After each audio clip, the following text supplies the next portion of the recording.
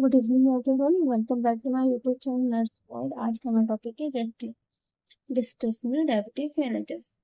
तो gestational diabetes mellitus क्या है? Type of diabetes that develop during pregnancy. ये डायबिटीज होता है लेकिन ड्यूरिंग प्रेगनेंसी के टाइम पे होता है। It happen when pregnancy hormone make the body less responsive to insulin leading to high blood flow. इसमें होता है जब प्रेगनेंसी के टाइम जो हार्मोन की प्लेजेंटा होता है बहुत सा हार्मोन सेक्रेट करता है। उसकी वजह से क्या होता है कि जो वो हार्मोन होता है वो क्या करता है, इंसुलिन को लेस रिएक्टिव कर देता है, उसको रिस्पॉन्स उतना नहीं करने के लिए, जिसकी वजह से क्या होता है, बॉडी में ब्लड शुगर लेवल इंक्रीज हो जाता है। और ये मोर कॉमन होता है सेकेंड और थर्ड ट्राइमेस्टर में। अगर क्लासिफिकेशन देखा जाए तो जो होता है A1 GDM। इसमें क्या होता है, ये हमारे टेबल गेस्टेशनल डायबिटीज में होता है जो कि बिना मेडिसिन के मैनेज हो जाता है। हम डाइट एक्सरसाइज वगैरह फॉलो करें, प्रॉपर डाइट एक्सरसाइज करें तो ये अपने आप ही कंट्रोल हो जाता है। A2 GDM क्या होता है, इसमें मेडिकेशन की जरूरत लेनी पड़ती है, डाइट या फिर एक्सरसाइज करने से मैनेज नहीं होता। अगर पैथोफिजियोलॉजी ऑफ गेस्टेशनल डायबिटीज, अगर पैथोफिजियोलॉजी अगर देखा जाए, प्रेगनेंसी के टाइम में बहुत सा हार्मोनल चेंजेस होता है। लाइक जो प्लेजेंटा होता है वो से hormone secreted, HPL, estrogen, progesterone, cortisol, prolactin, ये सब हार्मोन प्रोड्यूस करता है। इन हार्मोन को ना डायबिटोजेनिक हार्मोन भी कहते हैं। इस हार्मोन को क्या होता है, तो डायबिटोजेनिक हार्मोन कहते हैं। क्योंकि ऐसा क्यों कहते हैं, क्योंकि इंसुलिन के एक्शन को अपोज करता है, तो उसको एक्शन को थोड़ा कम कर देता है, जिसकी वजह से क्या होता है, डेवलपमेंट ऑफ इंसुलिन रेजिस्टेंस, जो इंसुलिन रेजिस्टेंस हो जाता है, जिससे क्या होगा, मैटरनल में ग्लूकोज जब इंसुलिन रेजिस्टेंस हो जाएगा तो जो ब्लड में क्या होगा कि द ग्लूकोज लेवल बढ़ता जाएगा, रहेगा वो क्रॉस द प्लेजेंटा, वो प्लेजेंटा क्रॉस करेगा। जब वो प्लेजेंटा से क्रॉस करे तो जो फीटल का पैनक्रियाज होगा वो स्टिमुलेट हो जाएगा और वो एक्सेस इंसुलिन का प्रोडक्शन करने लगेगा।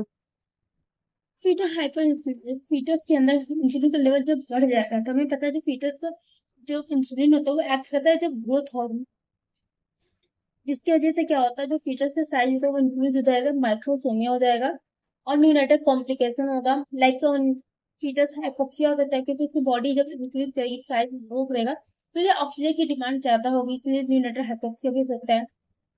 अगर रिस्क फैक्टर के देखा जाए तो family history, previous history, age 30 year से ज्यादा है, मदर पर जो ओबेसिटी है उसे, परसिस्टेंट ग्लाइकोसूरिया, रिकर बाबा ओबोसन्स हो रहे, history of polyhydramnios, during pregnancy hypertension है। अगर साइन एंड सिम्टम्स की बात करें तो पॉलीडिप्सिया होगा, polyuria, polyphagia, tiredness, weakness, blur vision होगा, बहुत ज्यादा वेट गेन होगा, रिकरेंट बार बार यूटीआई होगा, ड्राई माउथ होगा, डिहाइड्रेशन होगा, ग्लाइकोसूरिया होगा। अगर अफेक्ट देखा जाए तो अफेक्ट मदर पे भी होगा, बेबी पे होगा। अगर मदर पे देखा जाए ड्यूरिंग प्रेगनेंसी क्या होगा, अबॉर्शन हो सकता है, प्रीटर्म लेबर हो सकता है, यूटीआई हो सकता है, या फिर वल्गर वेजिनाइटिस हो, प्रीएक्लेम्पसिया हो सकता है, मैटरनल डिस्ट्रेस हो सकता है, डायबिटिक नेफ्रोपैथी हो सकता है, कीटो एसिडोसिस हो सकता है। ड्यूरिंग लेबर के टाइम पे क्या हो सकता है, प्रोलॉन्ग लेबर हो सकता है, शोल्डर डिस्टोसिया, पेरिनियल इंजरी हो सकती है, क्योंकि माइक्रोसोमिया में क्या होता है, पेरिनियल इंजरी होने के चांसेस बढ़ जाते हैं, पीपीएस होता है, तो ऑपरेटिव इंटरफेरेंस मतलब ऑपरेटिव होने के चांसेस इंक्रीज हो जाएंगे। अब आते हैं परपेरियम में क्या होगा, परपेरियल सेप्सिस, फिर लैक्टेशन फेलियर हो सकता है।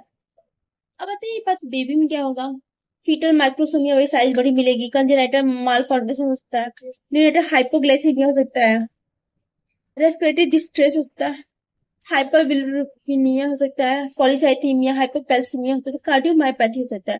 लॉन्ग टर्म में देखा जाए तो चाइल्डहुड ओबेसिटी मतलब बचपन में बहुत ज्यादा ओबेस रहेगा। अगर डायग्नोसिस कर जाए, अगर डायग्नोसिस मोस्ट कॉमन यूज करते हैं वन स्टेप अप्रोच,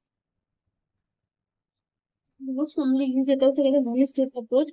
इसमें लोग कहते हैं ओजीटी परफॉर्म करते हैं, oral glucose tolerance test perform करते हैं।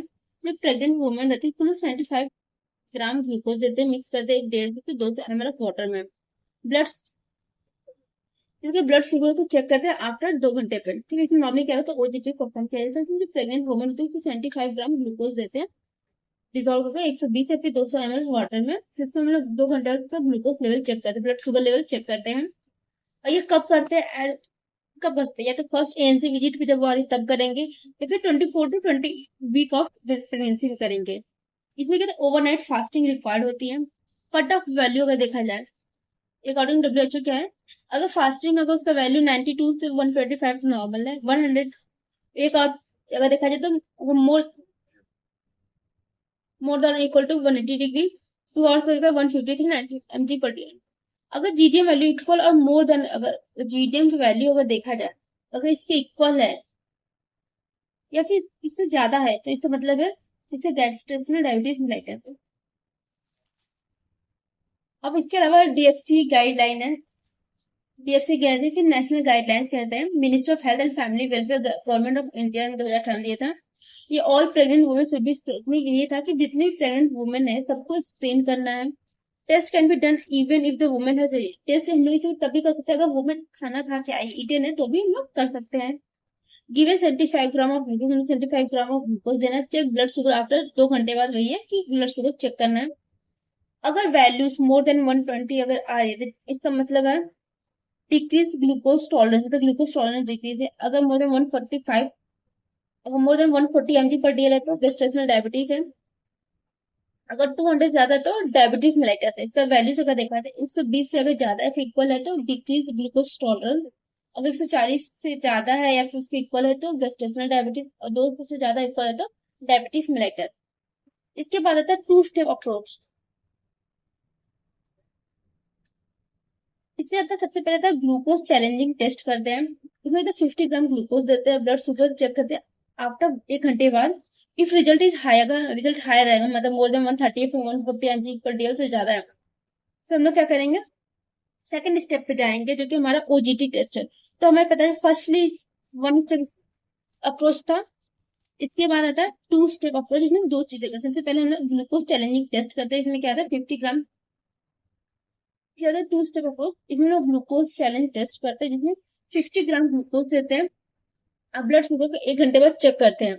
अगर रिजल्ट हाई आता है मतलब 130 से 140 mg पर डीएल से ज्यादा आता है, तो हम लोग दूसरा स्टेप करते हैं OGT, women fast overnight. Women इसमें ओवरनाइट फास्ट करेगी, इसमें हम लोग 100 ग्राम ग्लूकोज देंगे। Blood sugar check at, blood sugar हम लोग चेक करना 1 घंटे पे, 2 घंटे पे, 3 घंटे पे। अगर फास्टिंग पे अगर उसका वैल्यू 95 mg पर डीएल है, 100 पे 180 mg पर डीएल है, 2 घंटे पे 155 mg पर डीएल, 3 घंटे में 140 mg पर डीएल है। अगर वैल्यू इससे ज्यादा आ रही है तो इसका मतलब इससे गेस्टेशनल डायबिटीज मेलिटस है। अब आता है मैनेजमेंट।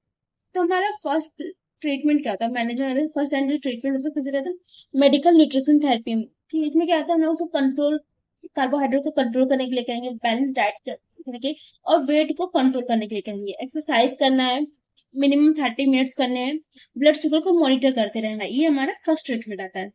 तो मेडिकल मैनेजमेंट आता है तो इसमें ड्रग चलती है मेटफॉर्मिन। मेटफॉर्मिन कब देते हैं, after 20 weeks of pregnancy. 20 weeks of pregnancy अगर हमारा मेडिकल न्यूट्रिशन थेरेपी, अगर मेडिकल न्यूट्रिशन थेरेपी फेल हो गया, अगर मेडिकल न्यूट्रिशन थेरेपी फेल हो गया तो हम लोग देते हैं मेटफॉर्मिन, जो कि हमारे 20 वीक्स के बाद देते हैं। मैक्स डोज अगर 2 ग्राम पर डे देते हैं। इसके अलावा इंसुलिन थेरेपी भी देते हैं, ये 20 वीक्स से पहले दे सकते हैं अगर मेडिकल न्यूट्रिशन थेरेपी फेल हो गई, इफेक्टिव नहीं है तो।